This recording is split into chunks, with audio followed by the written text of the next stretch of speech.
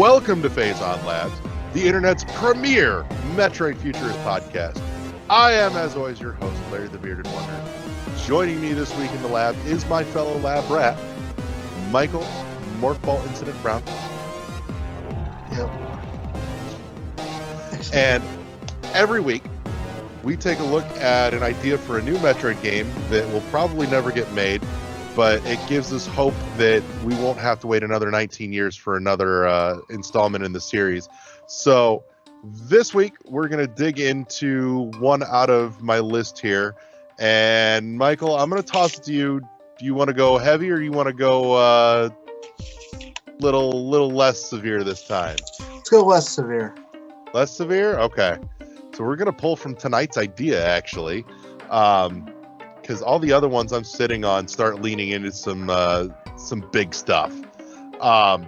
So I was sitting here watching Zoe play through Dread tonight, and an idea occurred to me, and you and I started talking about it just a little bit, but I would love to see a Metroid puzzle game, kind of in the vein of like Trials HD, where you get a game packed full of smaller just segments where it puts you at a starting point and gives you an objective of get to here and says this is the equipment that you have available, figure it out.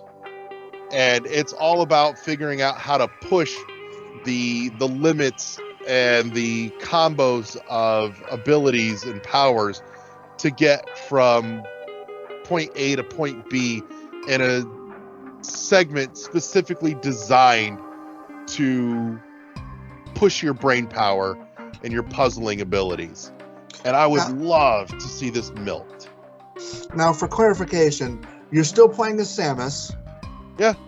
And each board, I guess, yes, you have a certain powers that you know, and you basically, your goal is to use those powers and those powers alone to get through to the end. Right. It's like, here's what's at your disposal. Here's the layout. Figure it out. Okay. So, you know, and that's... Oh, no, go for it. No, neat concept with that could be give you specific goals. Like some of those goals for each board will be like, you know, even though you have access to it, don't use this specific power. Right. Or you can don't totally, fire your cannon. Or yeah, you could totally stack in like some achievement style extras like that. Yeah. So there's technically multiple solutions to each one. It's just some of them are harder than others. Correct. So I think it's a fun idea that would be great to play with. And, you know, the nice thing, too, is that you can really cherry pick. Like, you know, you've got screw attack, no space jump, no bombs, and wide beam. You can totally turn stuff on and off instead of just going, well, if you have this, then you'd have all this other shit by now. It's like, no. Like, you have this and this. Work it out. Right. And then you mentioned something, too, and... Hey, are you recording? Yep. Doesn't look like it. I am. Oh, there it is. Duh. I'm sorry. Sorry. Yep. No, I made sure. So, but you mentioned something, and I don't think it's a bad idea, but I think it also becomes, one, a question of price, and two, knowing what the community will do with it. But toss that in. Toss what in? What are we talking about? Your idea that we talked about, and I had some caveats too. Going the maker route. The maker route? Yeah. Oh. God, I'm retarded. That was decades ago in Michael time. I love that it was actually realistically less than 20 minutes ago. Shut up. Michael lives in a time warp. Uh-huh. No, like, I had the idea of... Because something like this, we might as well just make it almost like a Mario Maker type situation, where it has you have the ability and option to, like, full-on create boards. Like, that if done right, something like this would be a lot of fun. Yeah. Now, what I would really like to see, and this is where it gets dicey as far as feasibility. But if you go that route, and even if you don't actually, just with the puzzles that are worked, pre-made and packed in, I would love to see it where there's puzzles for each game and each engine. So like some of them are built around the physics. Right. Some of them are built around Dread, some are built around Fusion or Super or 2 or Samus Returns or Zero Mission or Nestroid. Even the original where you can't duck. Yeah, exactly. Okay. So you could really start playing with some brain benders in that regard. Which, if you go the Maker route, that opens up a ton of possibilities. But it also feels in line with the Mario Maker games where you can set it up with the different physics of the different games in the series as well. So, but I would love something like that that's just essentially Metroid brain teasers to play with. Yeah.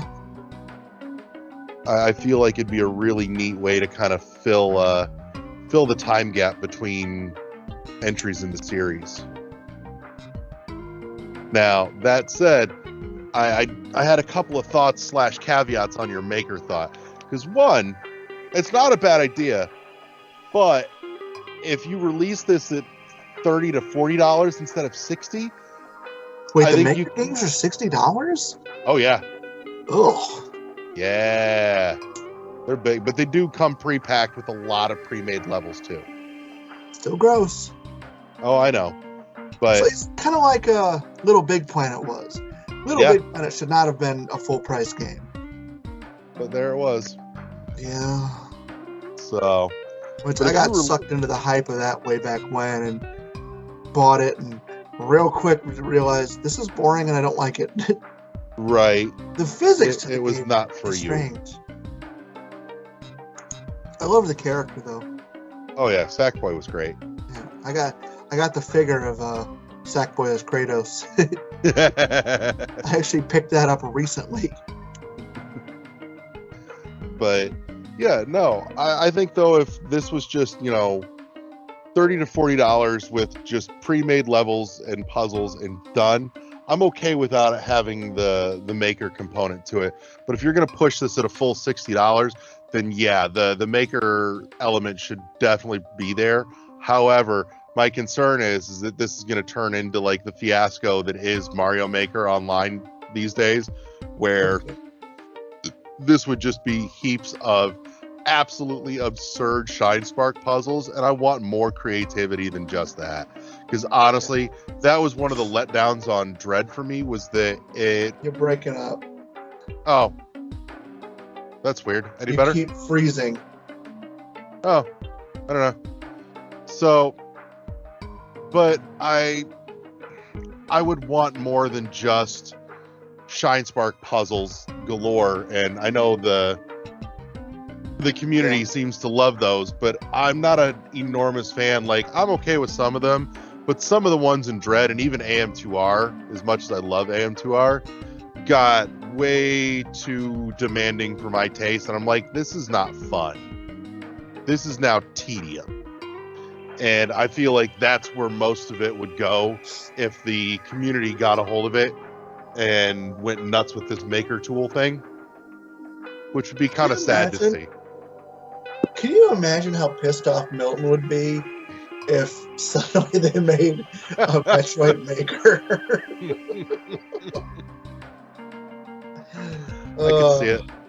I could see it. And he'd be completely in the right. Yeah. But yeah,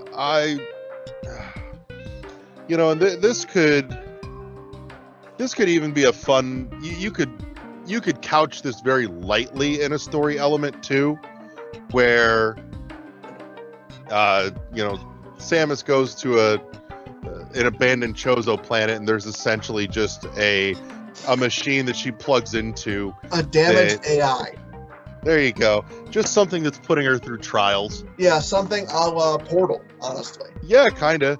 It's almost got a loose connection to the Portal, the Test Subject 37 pitch we did a few weeks back. Yeah. But, something just strictly in canon where it's just her essentially being able to hone her abilities and, push herself further and further.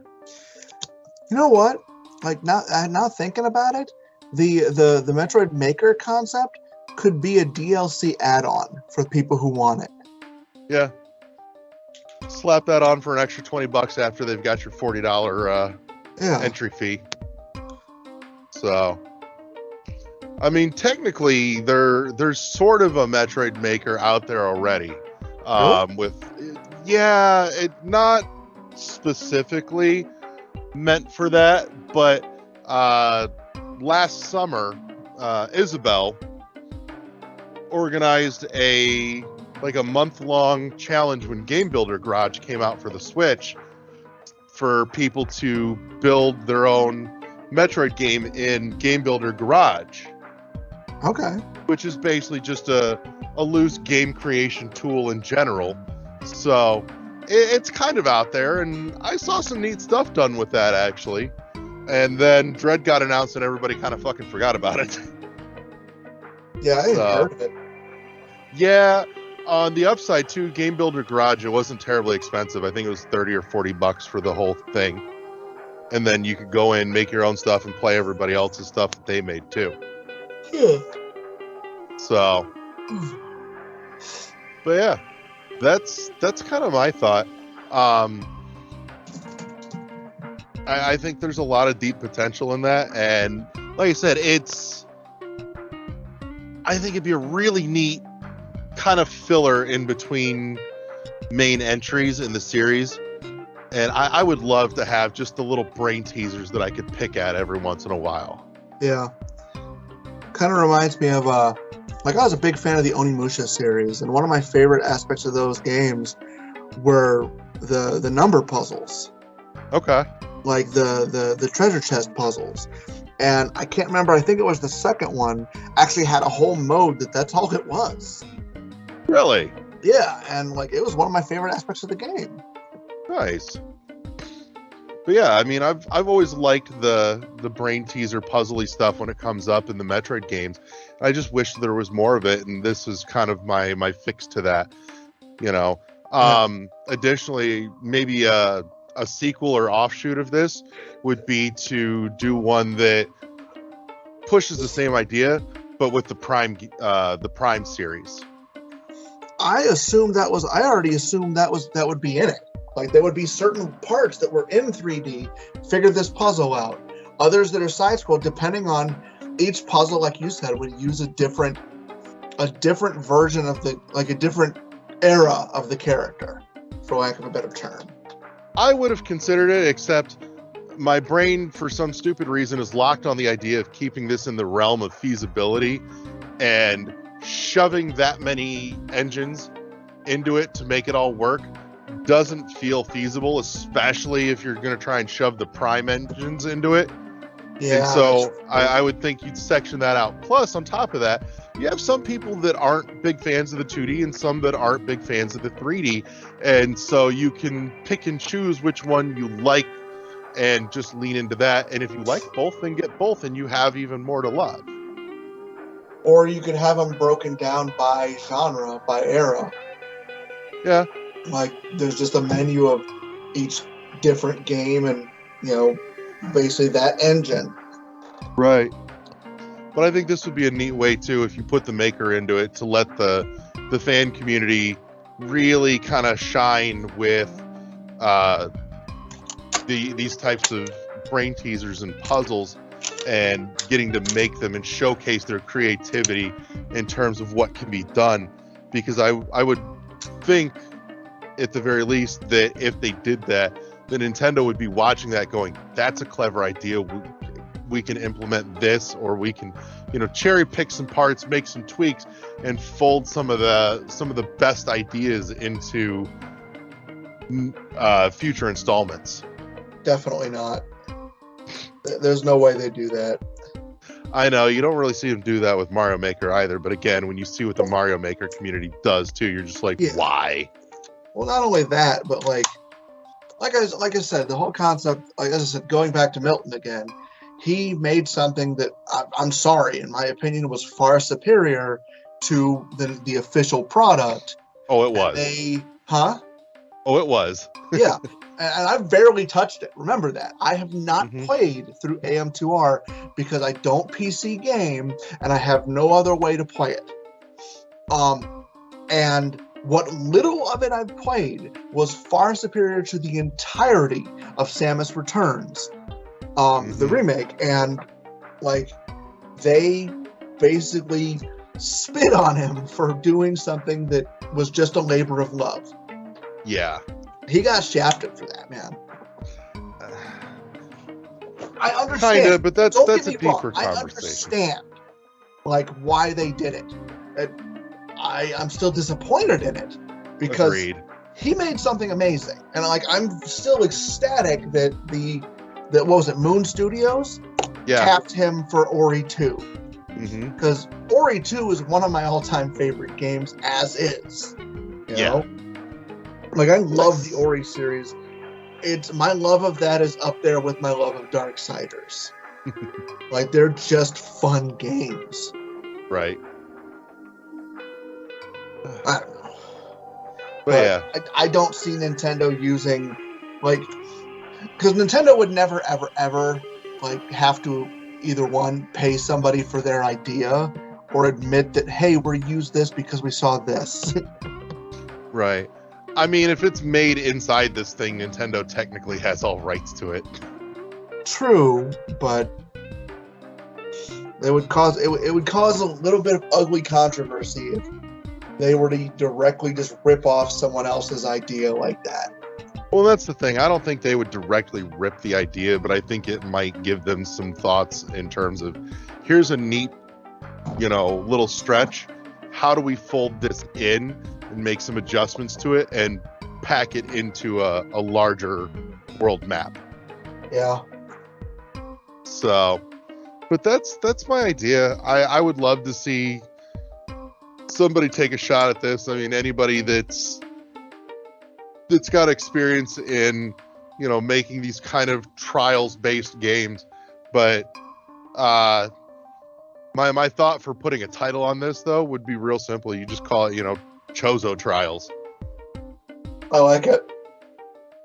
So, but yeah, it's a real short, sweet, and easy one this week, but something to tap on the brain box a little harder than most of the series does as a whole. So, yeah.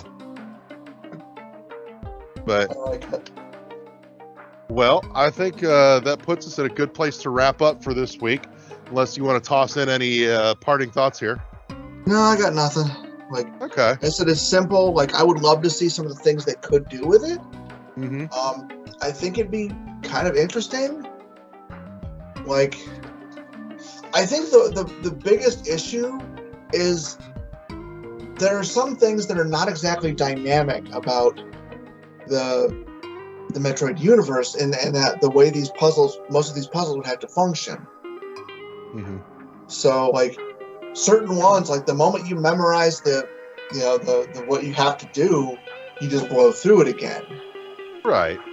But no, I'm okay with that. I mean, it's like any puzzle game. When you go into a puzzle game, you anticipate that when you're at the end of it, it's not going to have the replay value that other games will because you've solved the puzzles. Right. Now, that said, too, this is just as right for the speedrunning community, especially if they're being made in a way where there's multiple ways to crack those puzzles. Yeah. So, that's just a thought. Well, in that case, I think we've hit a good point to wrap for the week. Next week, we got one of Michael's pitches, and I can tell you, looking at my lab documents here, that we've got some good stuff coming up in the next several weeks to look forward to.